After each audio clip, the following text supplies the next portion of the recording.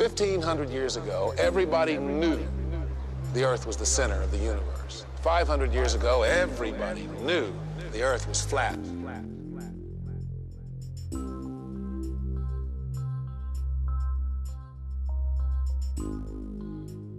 Hey there, Flat Earth researchers and debaters. This is ODD, and this is a follow-up to my video entitled True World, which is a 30-minute rundown of the Flat Earth phenomenon. The response to that video is incredible. I can't even keep up with the comments. Every other second I hear, "Dude, look at the moon. That proves we're on a sphere." "My dad is an airline pilot. This theory is garbage." You know what I mean? Some arguments don't even make sense. It's like, "I ate a chicken pot pie last night for dinner. How does that work on the flat earth? Huh? I can relate when people are wondering how the sun works and what's the benefit of hiding this from us. But to say that Earth must be a sphere because other things look like they might be spheres is foolish. There is Earth, what we are on, teeming with life and providing us with what we need to be able to sustain or destroy. To build civilizations on a vast, flat surface where large bodies of water are incapable of curving. Earth, where curvature and motion cannot be detected. And then there's other celestial bodies that aren't teeming with life, and we really don't know what they are or what they look like up close. All we get is CGI from NASA and friends. The spherical Earth paradigm is coming to an end. But was this meant to happen, or are we really unveiling something that was to remain hidden? Are we getting the full picture, or is this just the tip of the iceberg? Either way, I'm dedicated to this journey, and I'm honored to live in such an exciting time. Let's keep tearing NASA apart, including all the other space programs. It's one of the main keys in understanding the flat Earth. Once someone sees how much deception is interwoven throughout these agencies, it's easier to grasp this grand conspiracy and how it was achieved. As always, we'll be going over that and much more in this video. I appreciate you tuning in. Let's get started. Where is the curvature? Where? Where's the curvature? Where? I still haven't been able to find any curvature since I put out my last video, and believe me, I've been looking. Ever since I came out as a flat earther, I've been examining things much more closely. It's as if I'm secretly hoping to find something that will lay this flat earth to rest, so I can get back to my normal life of exposing chemtrails and secret societies. It's just not happening. The more I look, the more I'm convinced, and the more I want to talk about it. There is no curve to be found or measured. And there's hints sprinkled all over the place, like this popular study, for instance. A study conducted by Department of Geography, Texas State University, and Department of Geography, Arizona State University, concludes that the state of Kansas is flatter than a pancake. On a scale where 1.0 means perfect flatness, the calculated flatness of the pancake is approximately 0.957. That's pretty flat, but Kansas is 0.9997 flat over its length of 400 miles, a distance that should render 20 miles of curvature from one side to the other on a sphere that's 25,000 miles in circumference.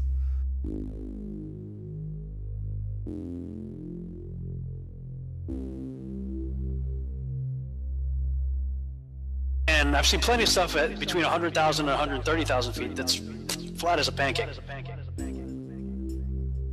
No matter where you are above the surface of the Earth, the horizon always rises to your eye level. Doesn't matter if you're standing on a beach, or up a hill, or in a plane at 35,000 feet, the horizon is always at eye level. We know intuitively if we stand on a beach with a panoramic view that the sea is flat. It's flat at sea level, it's flat from the top of Mount Everest, it's flat from over 20 miles high.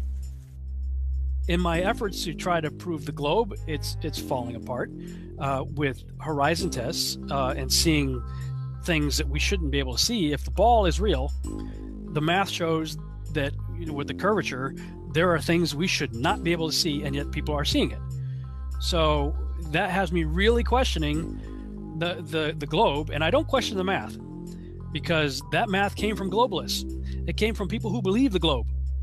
So it's not math conjured up by flat earthers.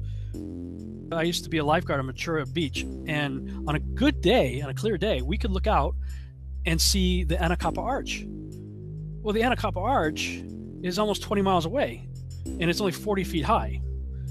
So the math says that if we're on a ball, 25,000 mile circumference ball, that the top of that 40-foot island arch should be over 200 feet below our ability to see it on the other side of the curve.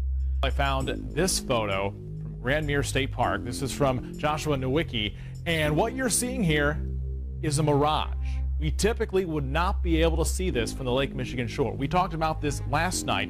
Conditions are right on the lake that we're actually seeing a mirage of the Chicago skyline. Very interesting. Here's what's happening. This is a good example of a superior mirage. So Joshua was on the Lake Michigan shore. He was looking towards the west, and Chicago's beyond the horizon. Should not be able to see it. However, with the right conditions, we have an inversion. We have cold air near the cold lake water and some relatively warmer air above it. This will bend the image of that skyline back towards the viewer. And so typically we would not be able to see this. This image would be viewable from much, much higher in the sky, up in space. But instead, we're able to see it on the Lake Michigan shore. Shut up, conspiracy theorist.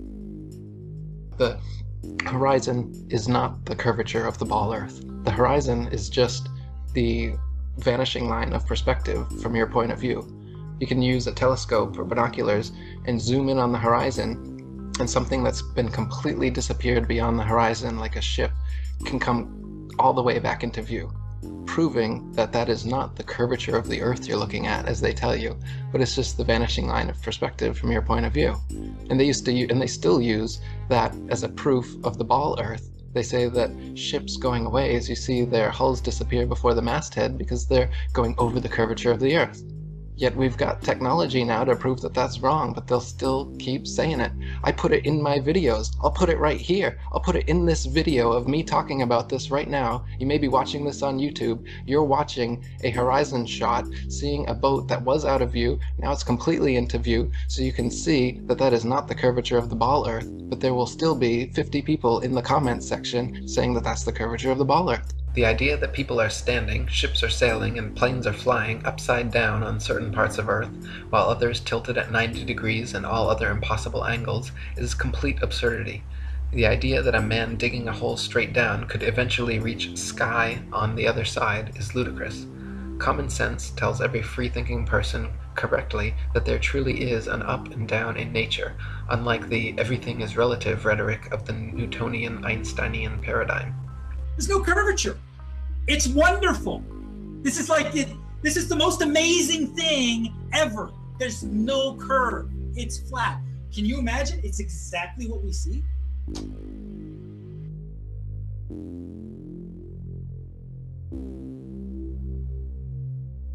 I cannot express this enough, but NASA is just not giving us the truth about what they know.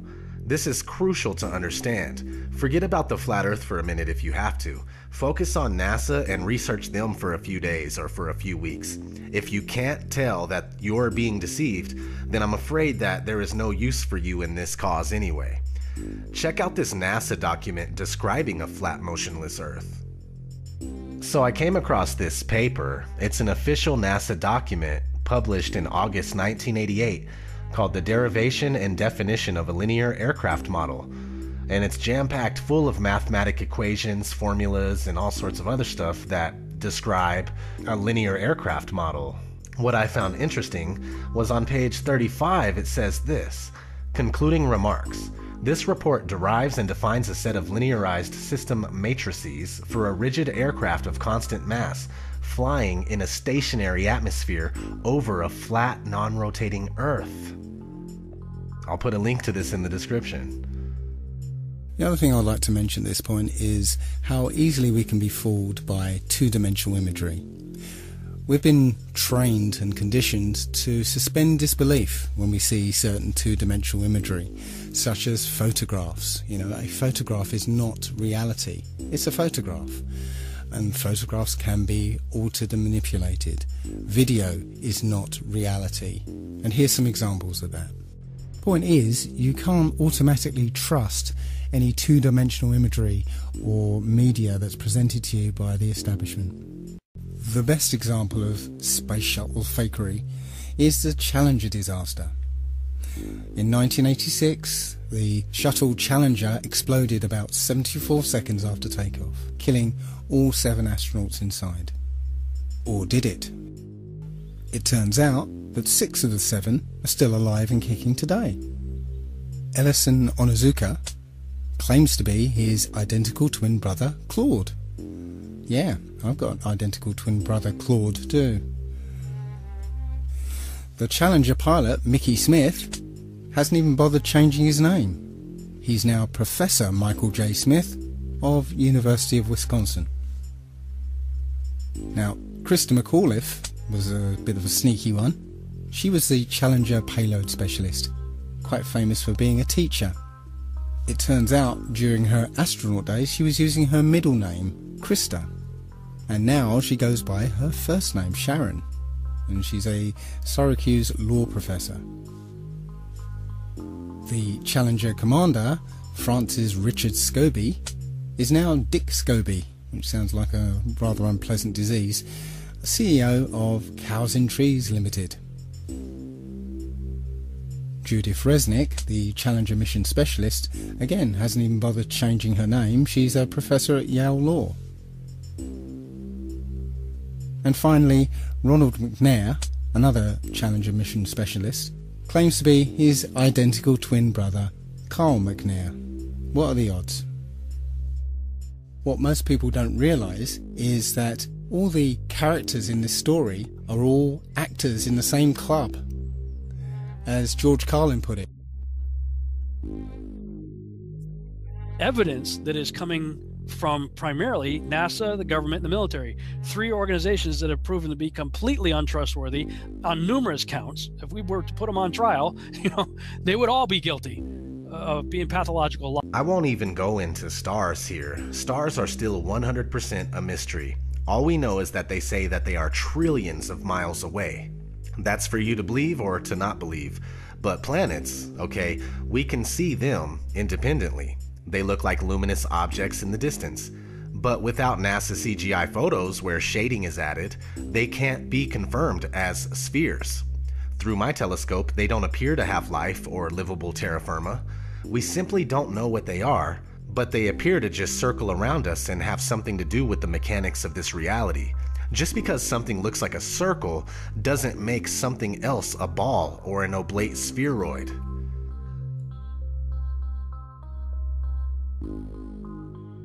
It is claimed the other planets are spheres, and so therefore Earth must also be a sphere. Firstly, Earth is a plane, not a planet, so the shape of these planets in the sky have no bearing on the shape of the Earth beneath our feet. Secondly, these planets have been known for thousands of years around the world as wandering stars, since they differ from the other fixed stars in their relative motions only. When looked at with an unprejudiced naked eye or through a telescope, the fixed and wandering stars appear as luminous disks of light, not spherical terra firma.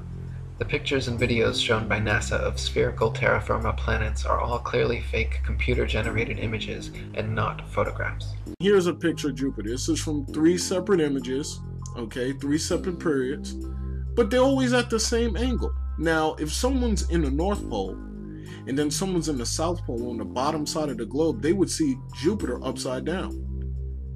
Now, if you're going to tell me this was taken with a satellite, even a satellite would move in all different directions. It wouldn't take the same angle over and over again. This one has a moon in front of it, same angle. This one doesn't. This one's a little lighter, just about the same angle, nothing. So again, I mean, you want to talk about major bullshit. This is it right here. Okay? Yeah, you might be able to see something through your telescope, but you're not seeing this. Okay? In high detail like this, you're not. Not with any amateur telescope, period. Here we go. This is one. This is Europa, one of Jupiter's moons. Again, same angle. Only difference is they colored this one. It's the same damn photo. All they did was darken this one, and then they put a little bit of a shading right around this edge where the pointer is on it. But it's the same damn thing. So they didn't change anything. They're not even trying that hard. They're just putting out photos. Here goes Saturn. Now, this is supposedly a actual photo from a satellite. This is off NASA's website. Sure, it looks pretty, but it's not real. And they're telling you it's real, and you believe it because your ego won't allow you to say, look, it's all fake. Your ego won't allow you to know the truth. Every picture we have from NASA of a planet is an artist rendering. They're not real pictures. If you take a strong telescope and look at a planet, it looks nothing like this. It looks like a self-illuminating light. It looks more like a star. They used to call planets wandering stars. Next, Saturn, I've looked at myself through high-powered telescopes, and it really looks like a light bulb. It doesn't look like it's reflecting light. The rings are lit up. There's none of these colors on there. And these are just artist renderings. And if you believe that they're real, you're just sadly mistaken. Next, we recently had Pluto, pictures of Pluto. The one kind of center bottom is the most recent one. Go to the next one.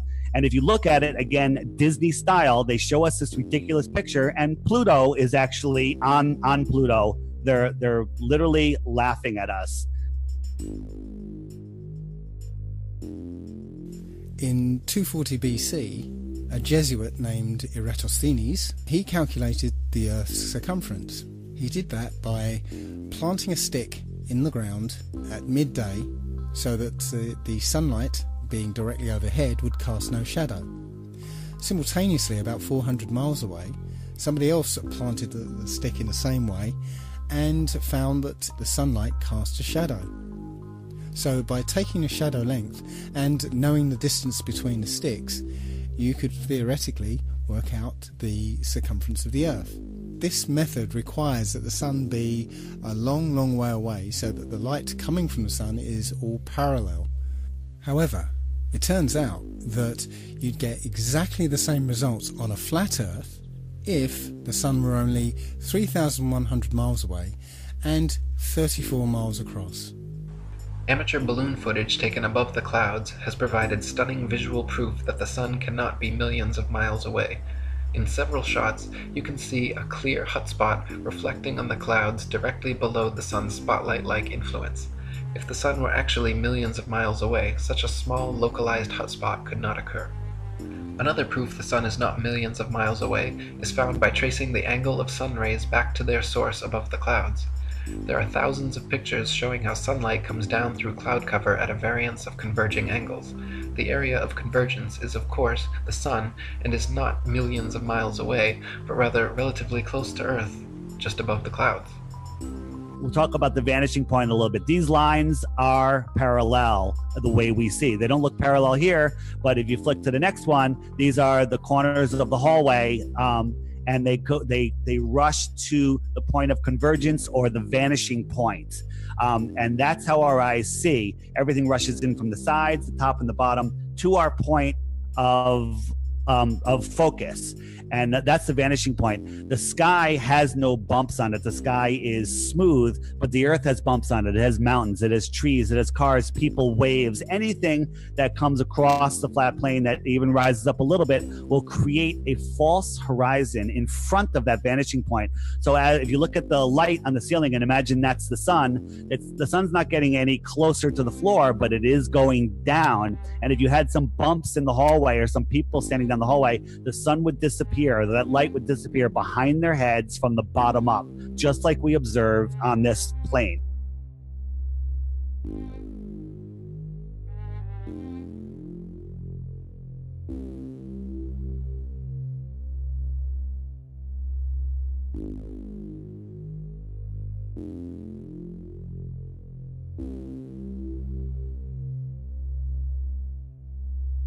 Let's turn our attention to the moon. Many of us have seen the moon appear full at various times throughout the day, as in this picture. But how can that happen? If you're standing at point C, then it's the middle of the night. Full moon, no problem. And if you're standing at point A, it's early in the morning. Certainly if you stare back at the moon in the night sky, then yes, you can see a full moon. But if you're standing at point B, which is midday, that is, the sun is directly overhead, then there isn't anywhere that the moon can be that will allow you to see it as full, because the sun will be illuminating the side of the moon that is facing away from you. So the best you'll be able to see is a sliver of the moon. Think about it next time you see the full moon during the day. Every month the moon goes through 8 distinct phases. Always the same 8, always the same order. Supposedly because of a relationship between the position of the moon relative to the position of the Earth and the Sun. So let's say it's December, and throughout the month we see the normal 8 phases of the moon. But what happens when it's June and the Earth is supposedly on the other side of the Sun? Shouldn't these phases be reversed? That's not what we see. We see the same 8 phases in the same order.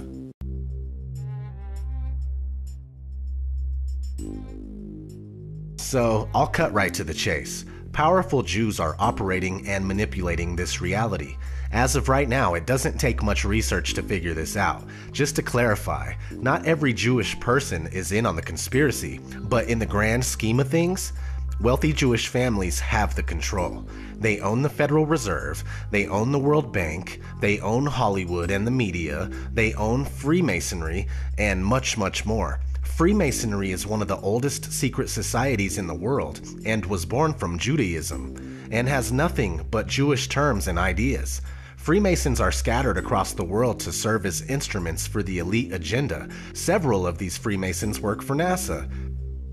Ptolemy, who first put forward the heliocentric model, was acknowledged as the first Mason. Copernicus was a Jesuit priest. Sir Isaac Newton was a Freemason. All the astronauts are Freemasons. So you can see how this lie could work if all these celebrated people are telling the same story. Nicholas Copernicus, Johannes Kepler, Galileo Galilei, and Isaac Newton, the 4 forefathers of the globalist heliocentric doctrine, all posed for Masonic portraits, highlighting various symbols and hand signs denoting their affiliation with the Brotherhood. Galileo poses on a Masonic checkerboard floor, Kepler with the hidden hand sign, and all 4 of them pose with a Masonic compass and globe while flashing the Masonic M hand sign. Sir Isaac Newton was even knighted by Queen Anne at Trinity's College Masonic Master's Lodge.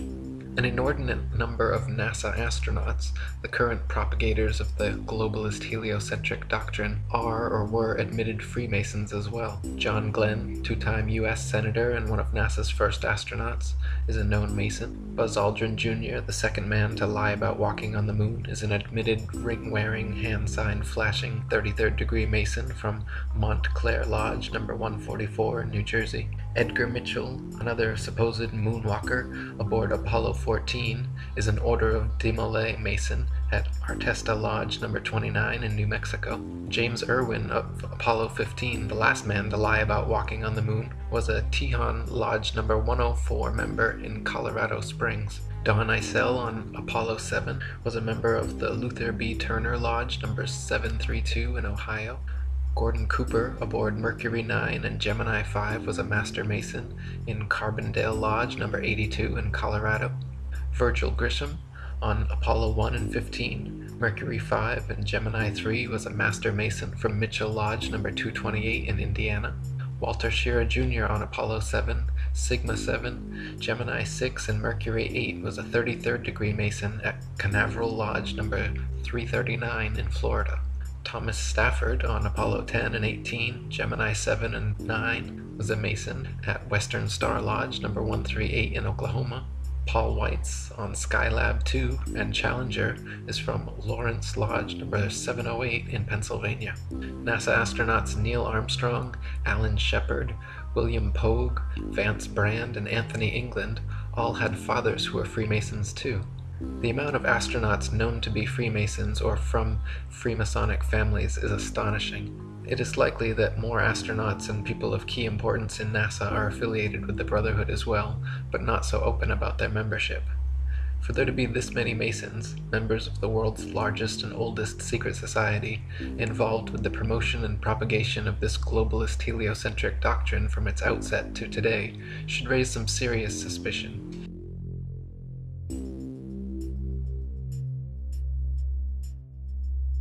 I'm still surprised how often I see the globe in corporate logos, almost every piece of media I look at, including commercials, magazines, and music videos, and album covers. I mean, it's a lot. And the rest of us describe a ball Earth as where we live because we don't know any better. When it's drilled into your head as fact before you even get to the 3rd grade, you end up with that core belief, a belief that's hard to part with. We all have a little bit of ego and we don't want to be wrong, but this flat Earth epiphany is rousing us from our sleep, and we're now noticing the massive amounts of programming. The world has been systematically brainwashed and indoctrinated for centuries into believing the greatest lie of all time, that the Earth is a spinning globe. It really is simple, believe it or not. Why were we all taught the globe from the time we could walk? Why are we all told it's the absolute unquestionable fact of all facts? Why are we told flat Earth is stupid, ancient, and primitive? Why are we shown globes in every logo, and why are they in every classroom? Well, that's simple. Because it's not possible to live on a globe. You can't live on a sphere. I get it. They taught us that we can and do, yet they forgot something very important to the truth, and that's called proof, or evidence. Without it, the only way to teach it is by forcing it down our throats from the age of 3.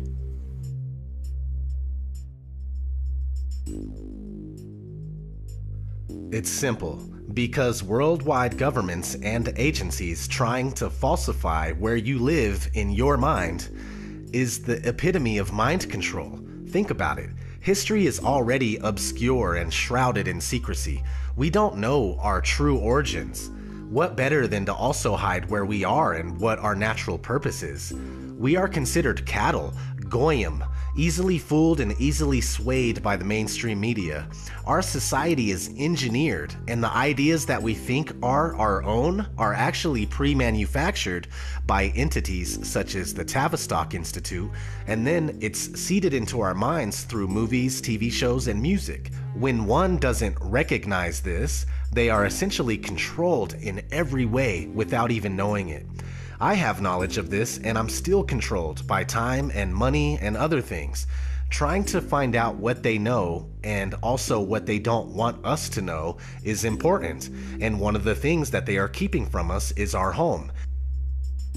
This is the case. If this flat Earth is our universe, then it elevates man and this Earth to supreme importance, where every life, human or otherwise, is significant and sacred. And when we all realize that, then the world, the universe, changes. Why don't they care? Well, it's not that they don't care, it's that they don't know that it's true, and even if it is true, they can't see how deep this goes, so they don't understand why it's even relevant or important. The shape of the Earth doesn't seem that important until you really expound upon the deepness of this conspiracy and how far-reaching it is.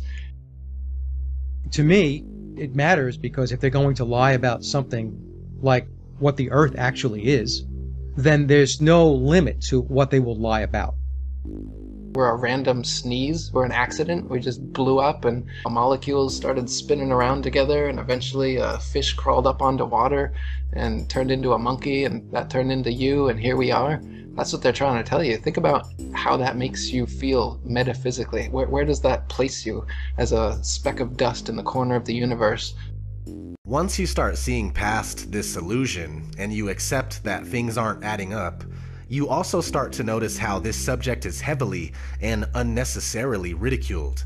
It's the single most taboo topic in this day and age, yet the evidence for the flat Earth and the lack thereof for the spherical Earth have a different story that desires to be heard, and some people are hearing it. We're waking up and we don't care if you can't handle it. Others will handle it, and you'll be left with your pride and a flat Earth kernel in your brain driving you mad. Free yourself from this insanity, at least if you truly don't care. Focus your attention someplace else. There's no need to feed all of your energy into something that you thoroughly don't believe. We would love to have you on board, but we don't need you. You stay firmly put while the rest of us try to unlock the doors to the real knowledge. prepare for the onslaught of NASA brainwashed zombies that are going to come your way, thinking that they know everything about the spinning ball they're living on.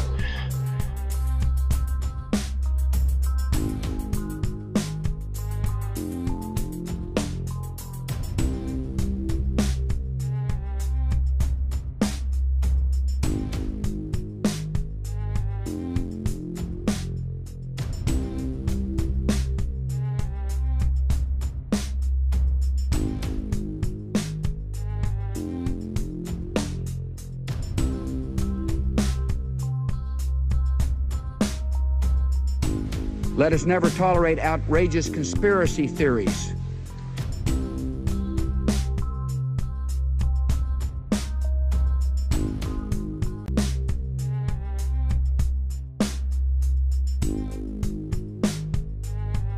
Everybody has the exact same response. We all have the same response. This is crazy. This is stupid. This is absurd. Why are you even thinking? What, have you lost your mind? We all have the same initial response. But for those who actually take one day to try to research this stuff for themselves, at the very least, they become hooked and have to spend another day and another day. And the more you spend looking into it, the more you're going, I don't know what to believe.